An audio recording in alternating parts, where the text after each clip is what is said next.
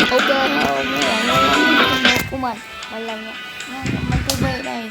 Hôm nay mình sẽ làm một clip, đó chính là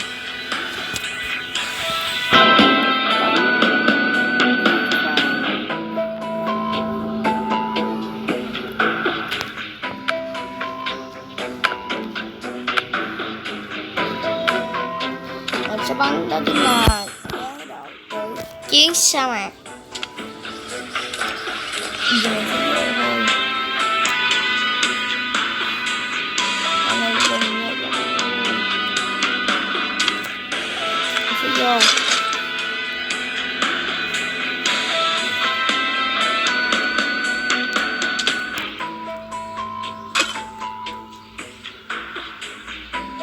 Mình sẽ vô rằng mình sẽ làm chịu sẵn sàng rồi.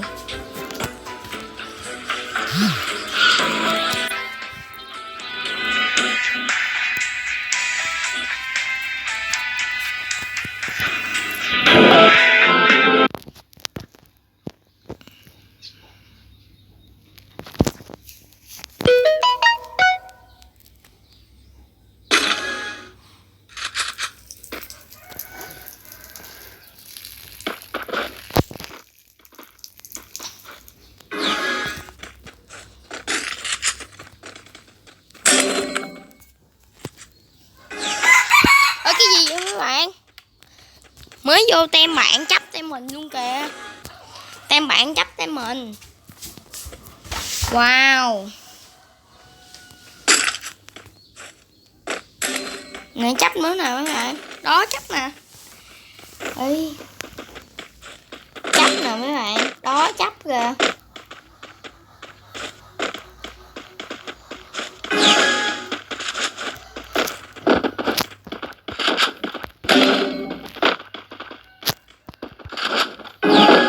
Thắng luôn mấy bạn ơi. Đây bạn chấp á mấy bạn. Chấp một hồi khui lại chắc tức lắm em.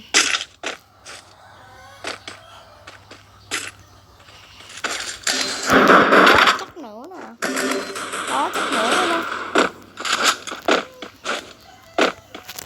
Một hồi khui lại.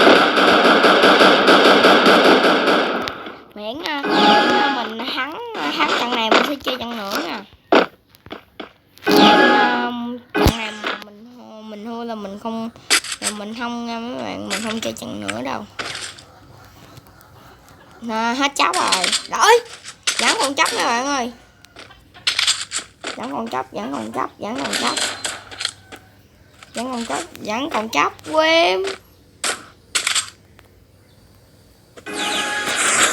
ơi.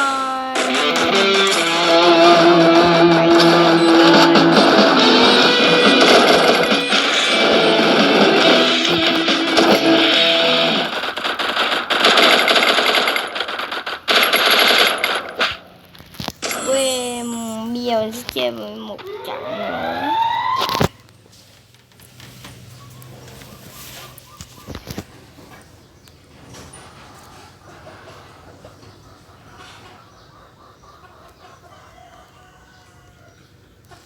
Mình sẽ chơi thêm một trận nữa thôi.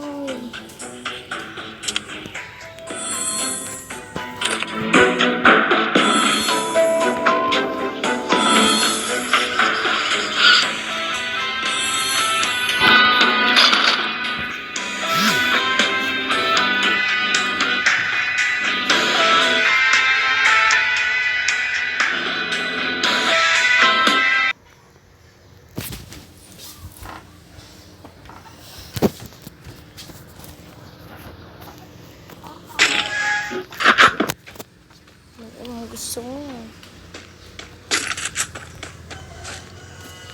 Mình bắn mù mắt lắm. Các bạn được ném đá mình nha.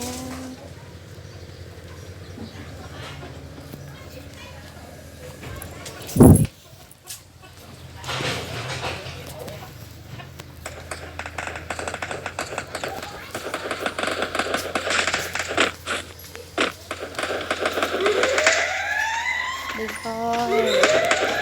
Đúng là tem bạn hết chấp rồi. Mà đâu phải tem nãy đâu. Tem này để xếp mọi người bạn.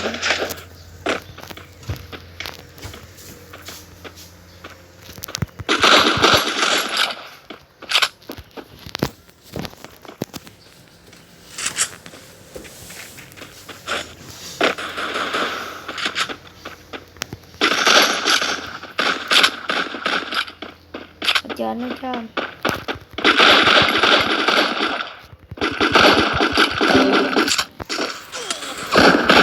Đau.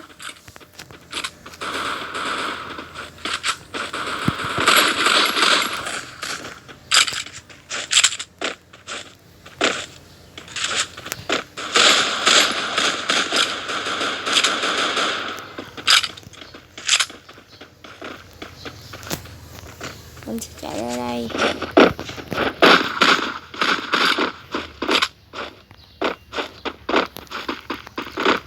Mình sẽ bắt rồi, mình chạy qua đây. Đột qua nhanh lên, chạy.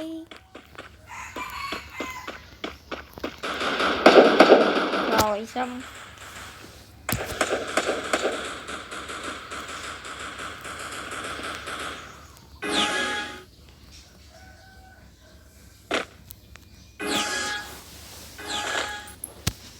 Bây giờ mình sẽ M60 giá bông keo.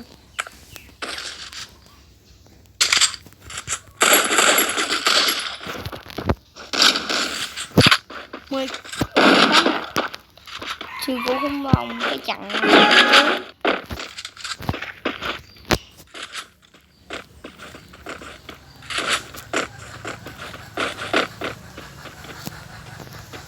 sai đường rồi, bắn rồi. Phải lại đang sắp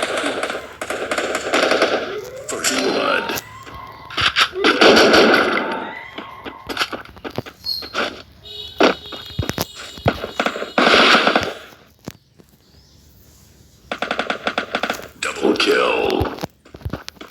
cứu rõ lại cái đó này. Mình thấy rồi, để mình lên mình lắp hết đó nha các bạn. Không biết có móc đích thành công không đây. Mình nghĩ là chỗ này đi lên không được rồi. Đau quá đâu.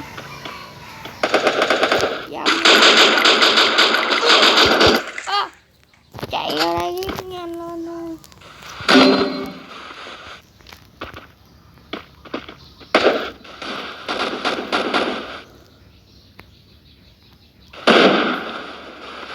Mình sắp chết rồi. Đầu tiên mình sẽ chạy qua đây.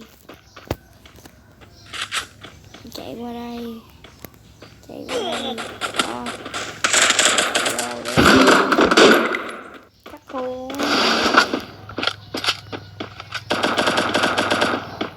Mình sẽ chơi lèo luôn rồi. Chạy. Rồi thua rồi.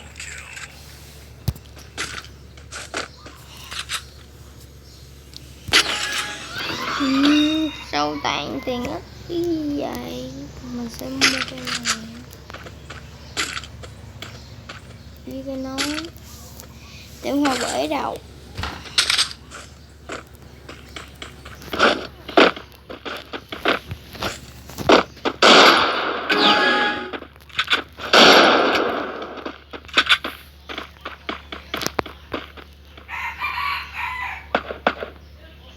Để bên đường cái đó.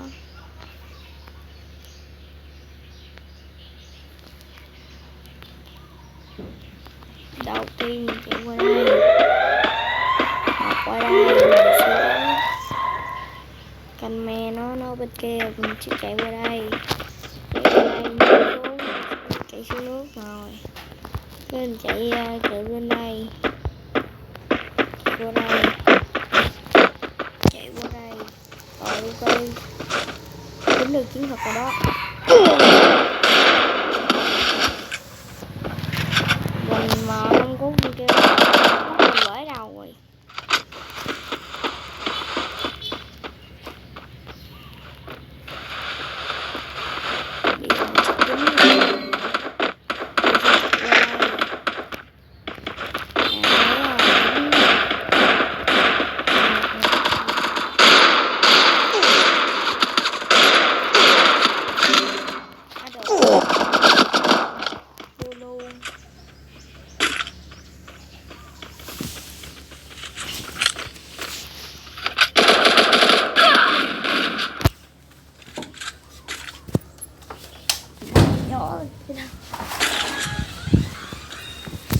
này mình sẽ chơi là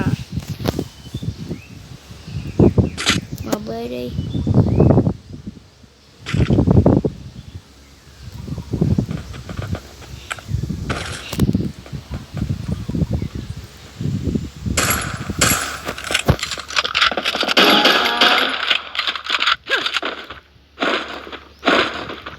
Rồi xong luôn. Bồ này hốt nữa chứ, về vào cái tình có mình với Chi Chi gì à. Còn như nó kia hốt luôn rồi mấy bạn ơi, chỉ xong một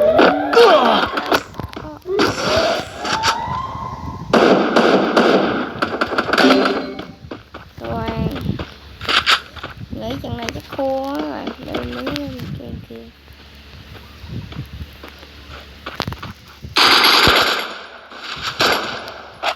Chạy ở đây cái đó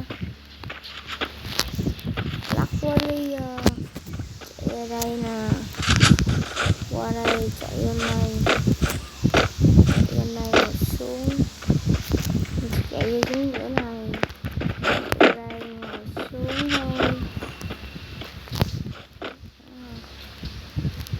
Lắp ráp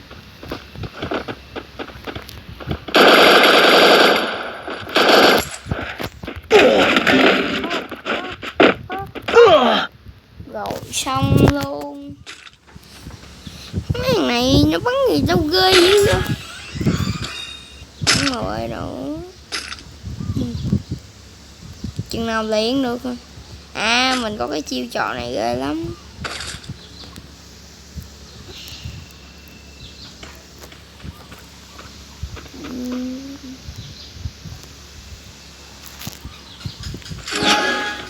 Mình sẽ chạy vô đây, ngay đây có cái đường đúng không? Với cái đường này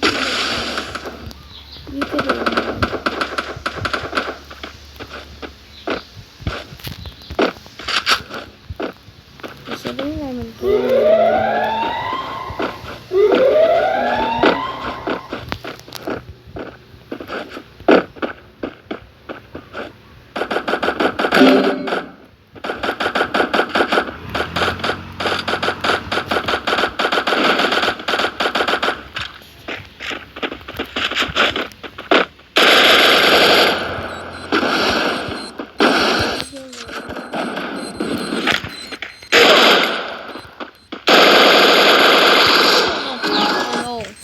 Rồi bây giờ mình sẽ kết thúc clip nha. Bye bye các bạn. Mấy bạn nhớ cho mình một like, một subscribe và một đăng ký kênh nha, để biết, để mỗi khi mình ra clip mấy bạn có thể xem được. Bye bye.